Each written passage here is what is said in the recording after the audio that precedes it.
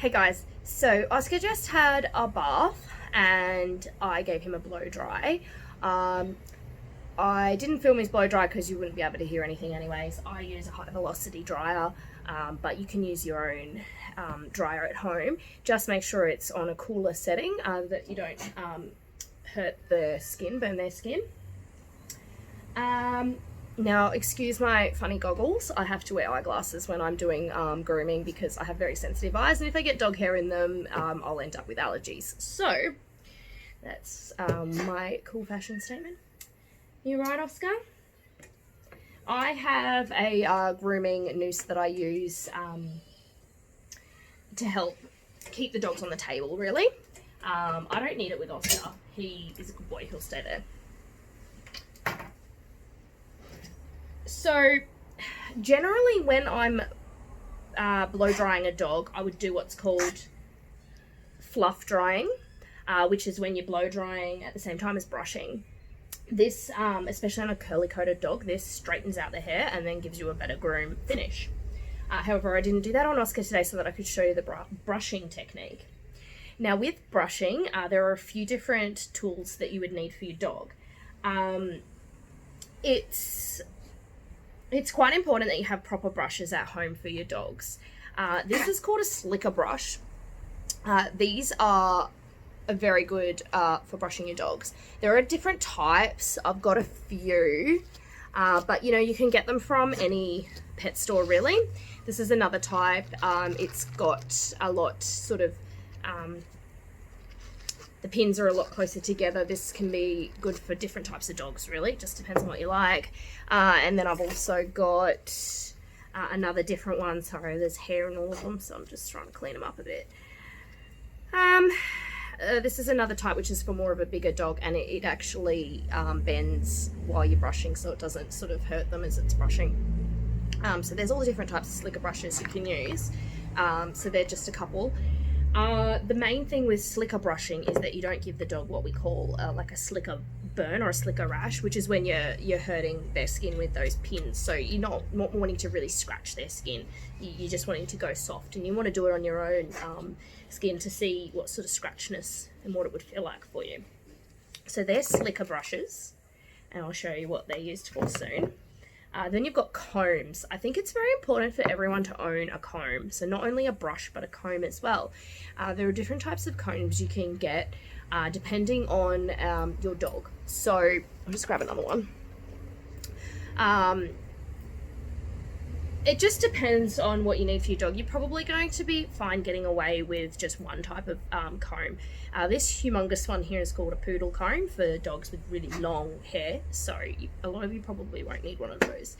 And then these two are just two different types. This one's called a greyhound comb, and these pins on it are a lot more sturdy. So that's more for brushing out at the beginning pretty much. And then this one's called a fine tooth comb, so this one's going to be for our precision work later.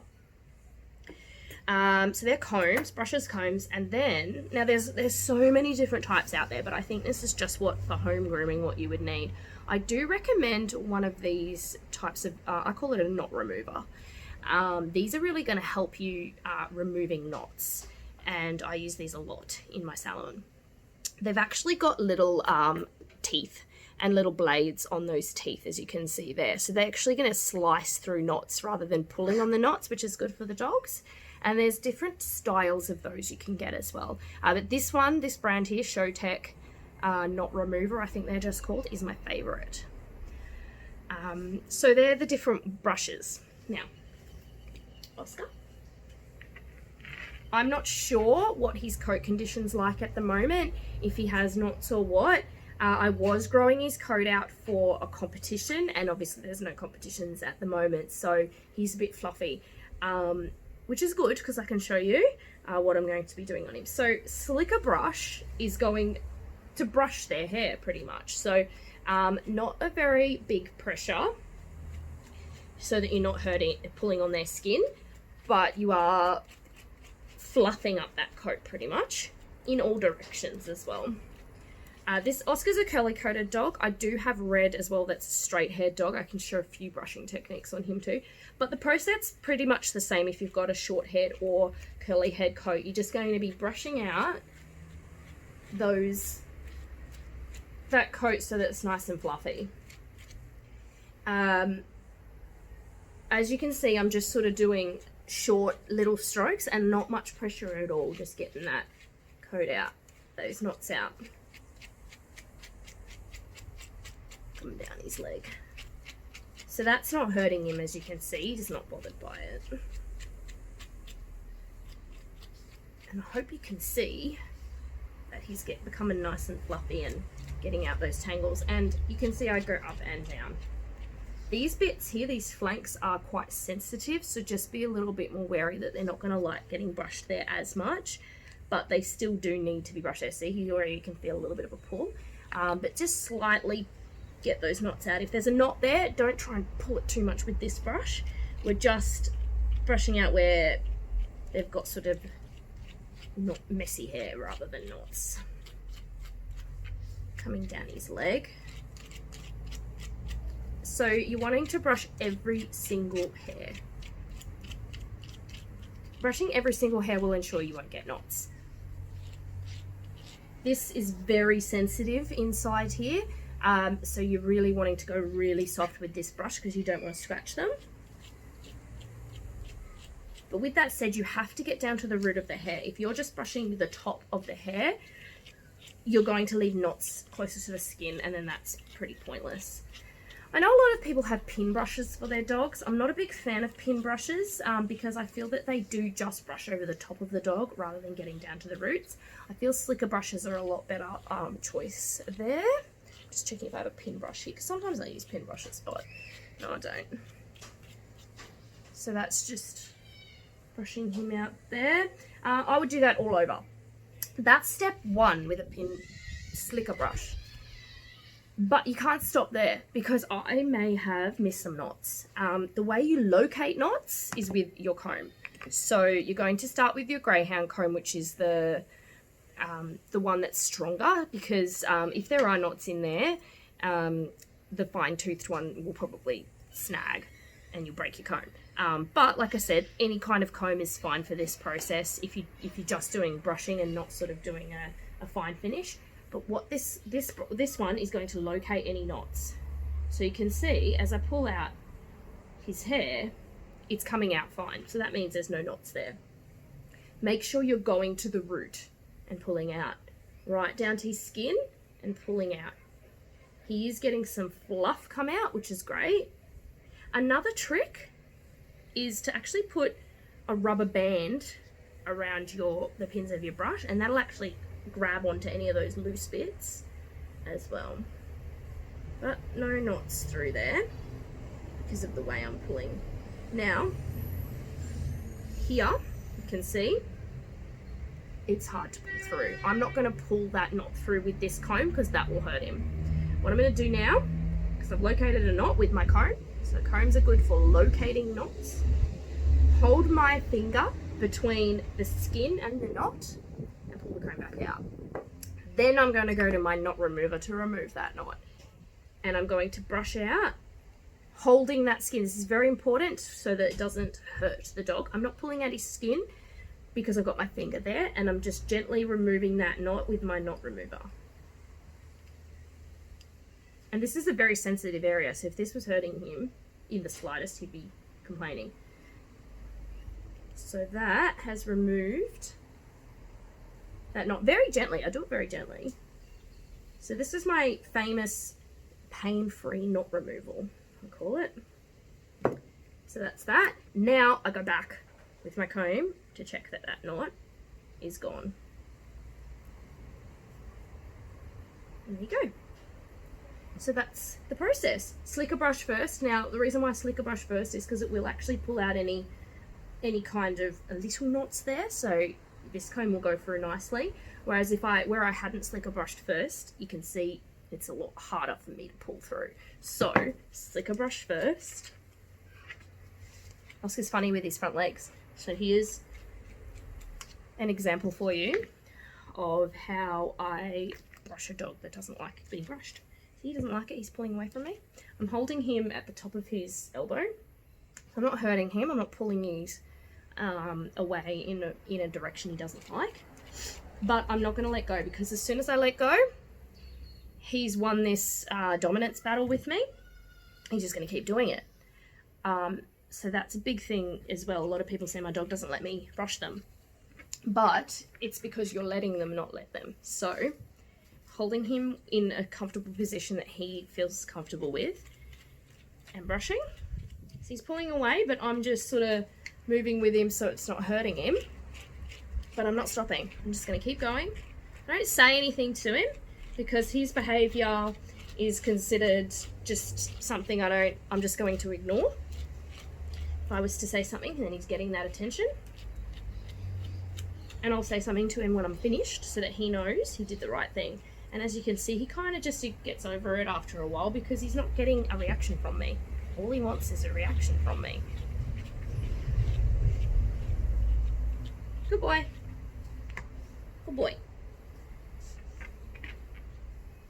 So just, be firm with your dogs. Don't hurt them, but be firm with them. Be their boss, because brushing's something that needs to be done for their health. If your dog is biting, just muzzle them. If a dog's going to bite me in the salon, I'll muzzle it. There's nothing wrong with that. You're protecting you and the dog. And I think muzzling, what it does is it's a technique that shows them that them trying to bite doesn't actually do anything. So they just stop and then they're fine. So you can see he doesn't really like it. He pulls away, but I just keep going, and just in a way that's not bothering him really. Good boy. And as you can see, so I've just slicker brushed that front leg, and now the comb actually goes through really nicely, but it's found a snag right there. As I said, finger between the knot and your comb, pull the comb out, get in there with your knot remover, and it will actually always finger between skin and brush. Get that knot out. And there's the knot there. Now, so as I said, brushing all over. Very, very, very important that you then go over with a comb to locate any knots, because that brush is going to go over knots, any of those sort of ingrained knots. This is going to locate it, and then this is going to remove it. Tail is a different story because it's different hair. Very long and flowy. I don't think he'll have... Oh, actually, I did find one. Good. Oscar doesn't usually have very many knots because he's a groomer's dog, so he's groomed quite often, and he's groomed, I know, to make sure I don't let him get very many knots. But same process, slicker brush first. Just over to get it nice and straight. I'm not pulling too hard because otherwise you won't like that. But I have actually come across a knot. So, right here, actually does have a knot. So I'm going to have to get that out with, actually I might come a bit closer so you can see what I'm doing.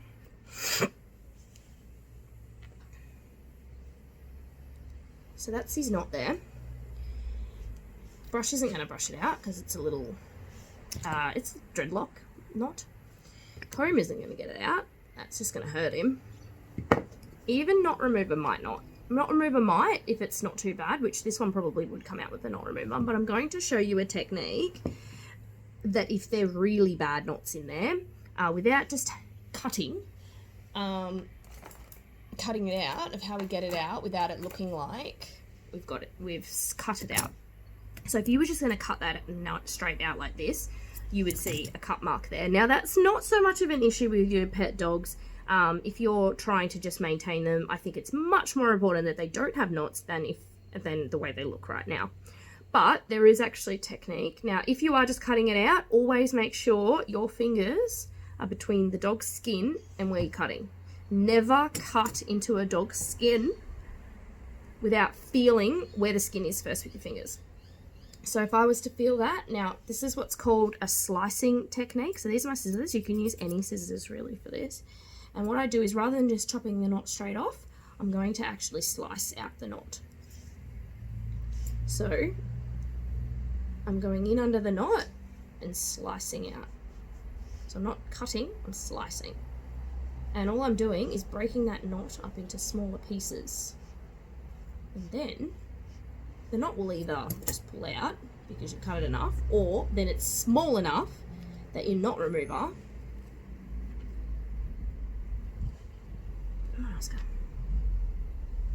is going to remove that knot for you. So there's our knot. There it is. So, and now it's got another one down here that I've located with this knot remover. Slice, slice, slice away from the dog, away from your fingers that are between the dog's hair and the dog's skin.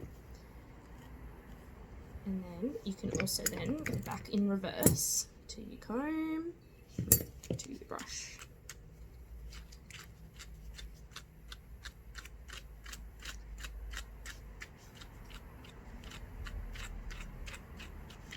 There we go. And it's gone.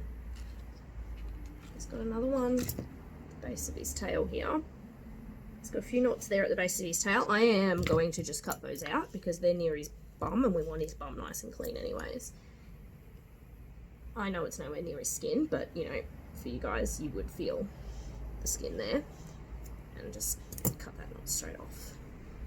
Because this is very sensitive area right here, so you don't want to be pulling at this area to try and remove knots. You are better off cutting those knots away.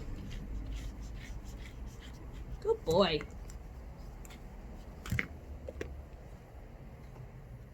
So that was pain-free knot removal, I call it. And you can't even tell that his knot's been taken out. This still looks like a nice lush tail. His head, same process. Just hold his nose. I don't want to get him in his eyes. And I'll brush back.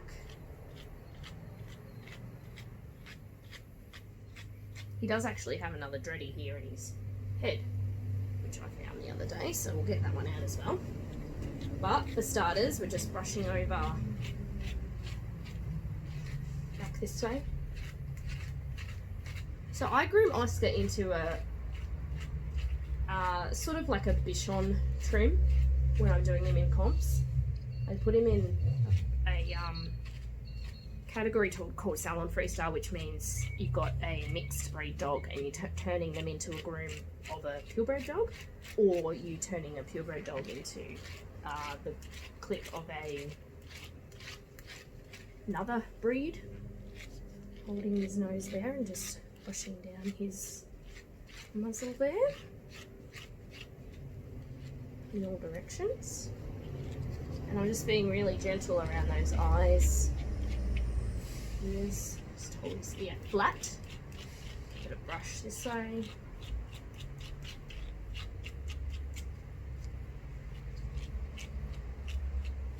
Now, ears are a place that gets a lot of knots, as well as a tail. So I'll try my hardest to explain how to remove those knots without... Oscar doesn't have much ear hair, so he never gets knots in his ears, just from the grooming style I give him. So if you were trying to get the knots out of the ears yourself, I'll try and explain that a little bit. Here under the ears too is a place where they get lots of knots, so make sure you brush that out. I think that once you do get a tight knot under the dog's ear here, it's time for the dog to go to the groomer. That is essential grooming need. You should not be trying to get knots out of this area here. If there's a big tangle under your dog's ear here, right down to the skin, you should not be trying to remove that yourself. It is just way too unsafe for the dog. I wouldn't get in there with scissors because you just could cut the dog's skin too easily. So that's one place where if your dog has knots, that's called essential grooming and you need to book them into your groomer. But try and avoid that by always looking at this area and brushing it. if you're making sure that you don't get the knots there, you're going to be able to go longer before your dog goes to the groomer. So Oscar doesn't have any knots there, so he gets groomed regularly. So just same process, just make sure you can get that comb through it. So I've brushed him with the brush. Now I'm going to go back over with my comb. With Oscar, I usually do swap to my fine tooth comb here, just because his hair is quite nice and silky and soft, and I know he doesn't have those knots, so he can have this fine tooth comb. I did have a dready here somewhere. Where was it? I think it might have just come out with the brush. Yeah, do you look at that, Oscar? It's gone. But that's the most important thing. People brush over their dogs with a pin brush, like a human brush, and it just runs over those knots. You need to be doing it with a comb to locate those knots. So he's got a bit of a knot. Yeah, I got it, buddy. I know it's there. Got a bit of a knot going on here. So this is that problem area I was talking about. There it is. So just I can feel that there's a knot there. Tiny one. So that's how that's going to start matting up down there. Same process, I found it. Now I'm going to get it with my knot remover. It's a very sensitive area again, so being very careful and gentle. It's not coming out with this even. It's going to hurt him too much. So that's when I'm going to do my slicing technique again and just slice out that knot. You can use any scissors for this really, because you're not trying to do style grooming. You're just using it as a blade. So any scissors is going to work for that process. There we go. So that's one area. Please make sure your dogs don't get knots there.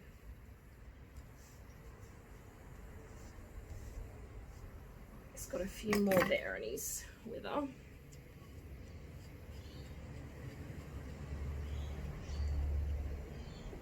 So using these different tools means that the dog can get brushed without it being painful. And I think it's very important that brushing isn't painful for a dog, because that's why dogs don't like brushing, because they associate it with an uncomfortable experience. If it's not uncomfortable for them, then they're going to tolerate it, especially when it's attention. I mean, it's practically like they're being patted.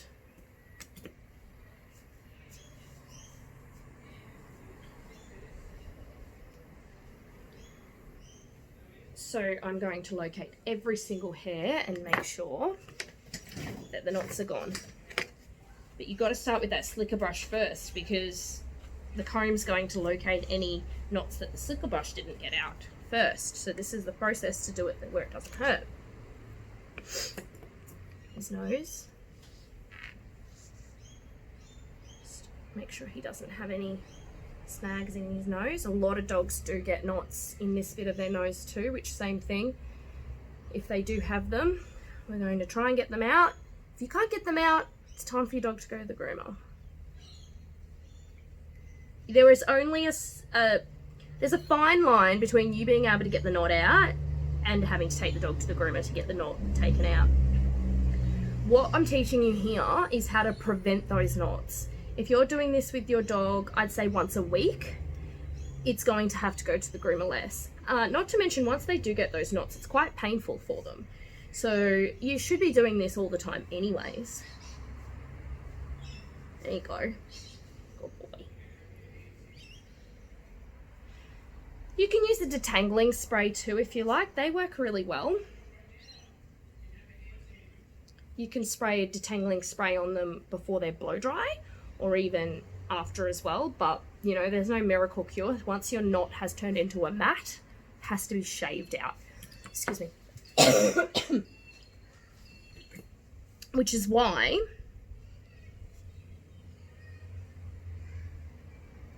they go to the groomer. Okay, so he's been brushed out. Just to recap, 3 different types of brushes. And then if you want to add the scissors as the fourth tool to getting rid of those knots. Pain-free knot removal. Brush out with the slicker first to fluff up the hair and get any of those little snags out. Then go over your dog's hair with a comb to locate knots. This comb is only locating knots. Once you find the knot, you hold at the dog's skin and you go to your knot remover that has the blade that's going to slice through the knot. That way you're not pulling the knot out, you're cutting the knot out, you're slicing the knot out. If it's too much of a mat in there, you can then go to the process of slicing it out with scissors. So holding your fingers between the hair and the knot, grabbing your scissors and slicing up under the knot, up, under the knot, up, and slicing it to break the knot into smaller pieces, then going backwards with your tools to get the knot out. Knot remover, comb, and always finish with another slicker. Hope that helps you all out. Like I said, if they get anything worse than that, any mat that's really tight to the skin and you can't actually get your finger between that mat and the skin, it needs to be shaved out. If you're not comfortable with shaving it out, you need to call your groomer to book in, because then that's essential grooming. All right, and we'll go on to the next part. Hey, Oscar, good boy. Now, with Red's brushing, he doesn't really need any brushing. He's got a nice short coat. It is still about 1 inch long, but it doesn't need brushing. It doesn't really get matted or anything. He does shed a little bit. So I was going to show you on him some de-shedding processes with the brushing, because some dogs will still need a good brush because they've got that undercoat that needs to be taken out. And I thought I'd show you that on him, even though it won't really work on him, just as a model. So when you're de-shedding, it just depends on the breed of the dog as to what brush you're going to use. If you have a long-coated dog, a double-coated dog like a Husky, a Malamute, even like a German Shepherd, Golden Retriever, all those sort of breeds, they'll need a coat strip, which is pulling out the undercoat of the dog. And that is when we use this brush here, which is called a rake. It's got these little pins that actually get the hair from underneath, the undercoat, and pull it out. The undercoat that's stuck in there that has already shed. So that just works like this. And it actually will work a little bit on him and de-shed him a bit, because he is shedding at the moment a little bit. And that's just the process there. It's just using this brush. You can see the undercoat coming off there, which is a more like fluffier hair than this coarse over top coat. And you're literally, so he's got some hair there coming out, so we'll just brush that. It will pull all that coat out, but it will only really work if there's undercoat to be pulled out. So if you're trying to brush your dog with this coat and nothing's coming out, it means they don't actually have undercoat to be pulled. But he has a little bit there coming out. Most of his coat comes out in the bath and the blow dry. That's that one. So that's for like a longer coated dog that has that undercoat that needs to be come out. But you can see I do actually get quite a lot of undercoat out of him using that brush. So that's that one. Another one that you can try that I use on dogs that are actually a shorter coat is something like this. This is like called like a curry brush. It's a rubber brush with just these little ridges here, and it just slips on your hand. And what that does, it's for a shorter coated breed, so maybe your pugs or even cattle dogs, things like that are going to shed, and it will just hold onto those undercoat with these things, and it can pull out some of that undercoat as well. So that's just used like this, and it will, they love this too because it's just like a really good scratch brush. So you can see all that coat flying away there, and that's bringing up some coat there as well. So this is a more better brush to be used for dogs that have shorter coats. There's also like a glove that you can get. So it goes over your hand and it has little pin things, little rubber pins that will just grip the hair. So that's another one. Then if you've got a coat that sort of needs to be pulled out, you can use things like a Coat King, or even like something like this, which is like a little blade on the end of a brush. That's called Fur Master. They've actually got blades, so they're going to actually cut the coat. So just be mindful, because some breeds you don't want to be cutting the coat, but these are good. The rake is good for dogs that have that's usually stripped, and it will just pull out that hair by cutting it, really. So it's really good for any kind of matted undercoat, because it will pull through it. You're always going to get hair doing it that way, because this is actually cutting the hair follicles. But it's a good one to have to just get through and brush off. So even though I said he doesn't really need a brush, I don't really give him a brush. He doesn't really molt through the house or anything. But as you can see, even with that, I'm getting some coat out of him using all of these tools. So that's how much I've got out of him so far. Don't mind my little carving here where he says red on his body. I did that before I went on Pooch Perfect. So that was like 5 months ago, and it still hasn't grown out. I was just practicing my carving techniques.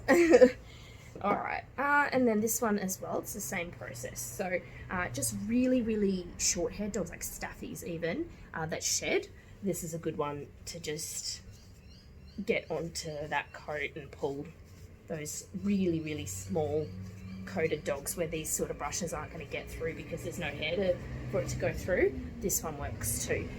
So usually if I'm doing a long coated breed like a husky or a golden retriever, German shepherd, I will use the rake, and then I'll also use my slicker brush, which I used on Oscar, afterwards, just to get those wispy bits. So I'll always use this last, just to get those wispy bits out on a long coated dog. You don't need a slicker brush on a short coated dog, but even then you can see the hair that's coming out of red. So that's for the longer breed dogs. For the shorter breed dogs, I wouldn't use this. This isn't even going to do anything. So I'm going to hook onto the dog with a really short coat, and I'm talking like a staffy or pug sort of short. So what I do then is I actually just trial and error with all my tools of whichever one pulls the hair out the best, because each breed, they just work differently. And then I'll go over in the end with my slicker brush just to get those last little bits. The only other brush I do have is this one here, which is a really fine bristle brush, and that's used mainly for dogs like Cocker Spaniels, who have that nice soft coat at the top, and it sometimes can curl down, and it's used for brushing the oils down from the skin down to the end of the coat once it's been bathed. So if you do have a Cocker Spaniel, one of them is good for that process. It doesn't seem like it's doing anything when you use it, but what it is doing is actually pushing those oils down through the coat and making it nice and lush, looking after the coat. But that's pretty much it for the brushing.